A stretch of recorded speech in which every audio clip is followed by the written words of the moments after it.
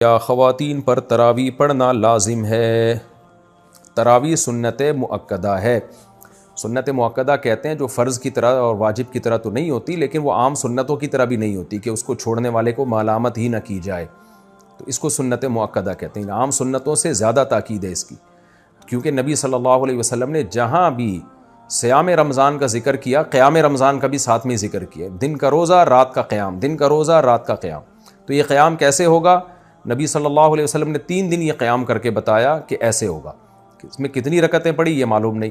پھر حضرت عمر رضی اللہ تعالیٰ عنہ کے عمل سے ہمیں پتہ چلا کہ بھئی وہ اس طرح سے 20 رکعتیں ہوں گی، کیونکہ پھر پوری دنیا میں حضرت عمر نے اسی کو رائج کیا اور چاروں اماموں کا اس پر اتفاق ہوا کہ 20 رکعت سے کم تراویح نہیں ہے۔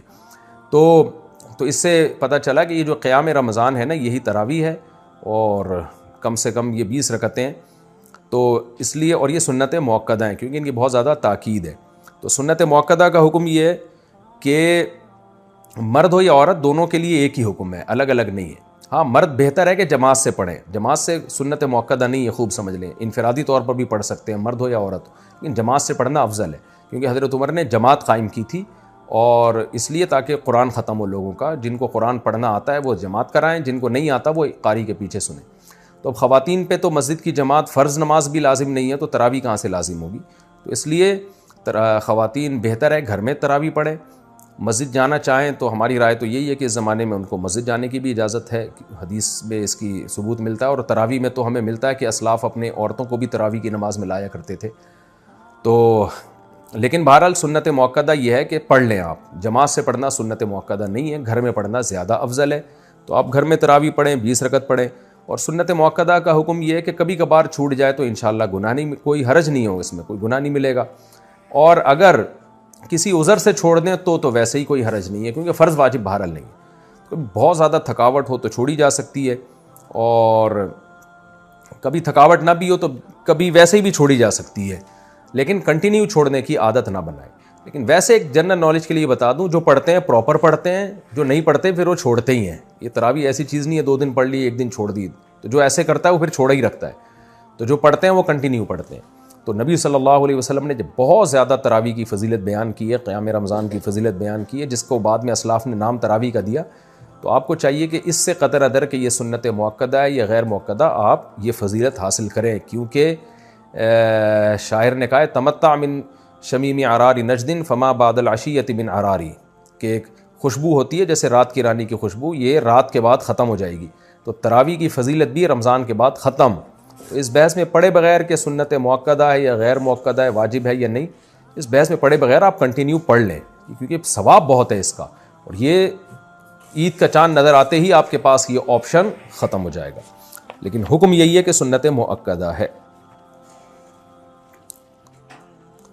انڈیا سے کسی نے پوچھا میرا حمل بار بار ضائع ہو جاتا ہے، کسی نے بتایا کہ یہ شیطانی حرکت ہے، کیا یہ صحیح ہے؟ صحیح ہے تو اس سے نجات کیسے ملے گی؟ جس نے بتایا ہے اس نے شیطانی حرکت کی ہے۔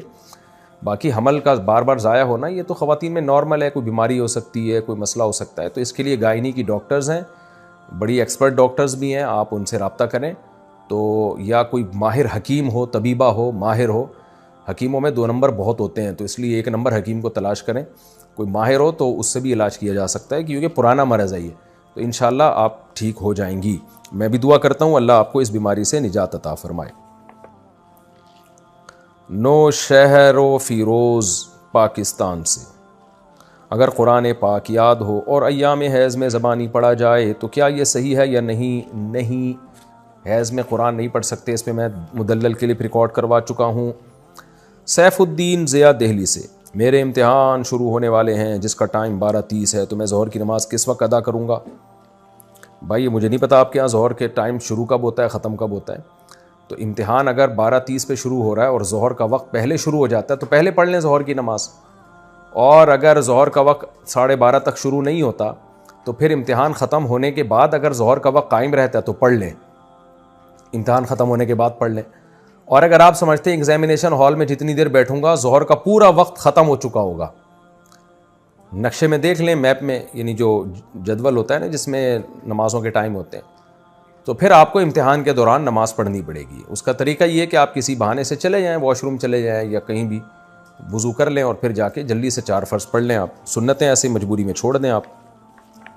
لیکن فرض نماز کسی قیمت پہ قضا نہیں ہو سکتی، خوب سمجھ لیں۔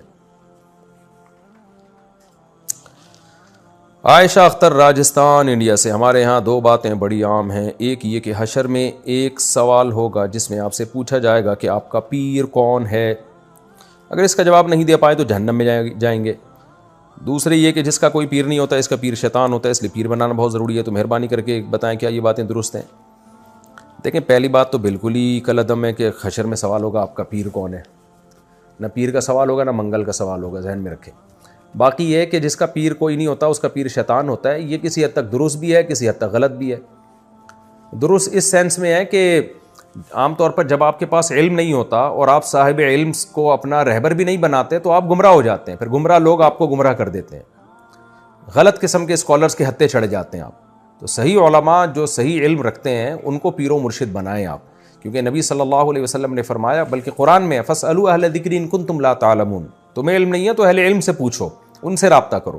تو اس سینس میں علماء پیر و مرشد ہوتے ہیں، تو آپ جس کو بہتر سمجھیں کہ یہ اس کے پاس تقویٰ زیادہ علم زیادہ ہے تو اس کو اپنا بڑا بنا لیں، لیکن وہ خود سنت کا متبع ہو، خود توحید پرست ہو، بدعتی نہ ہو، شہوت پرست نہ ہو، حب دنیا کا مریض نہ ہو، تو یہ بہتر ہوتا ہے، کیونکہ بے لگام اونٹ جو ہے نا وہ پھر ادھر ادھر بھٹکتا رہتا ہے، تو اس کا رزلٹ دیکھیں نا آپ، جو علماء کو فالو نہیں کرتے پھر کدھر جاتے ہیں وہ۔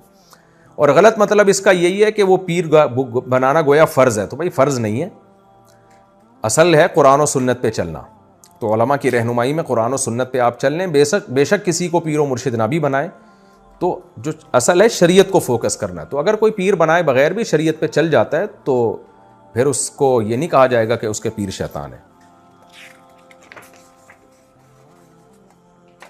ہاں چلے وہ علماء کی نگرانی میں ہی، تو عملی طور پر علماء ہی کو پیر بنائے گا وہ، لیکن زبان سے نہیں کہے گا کہ میرے پیر ہیں وہ۔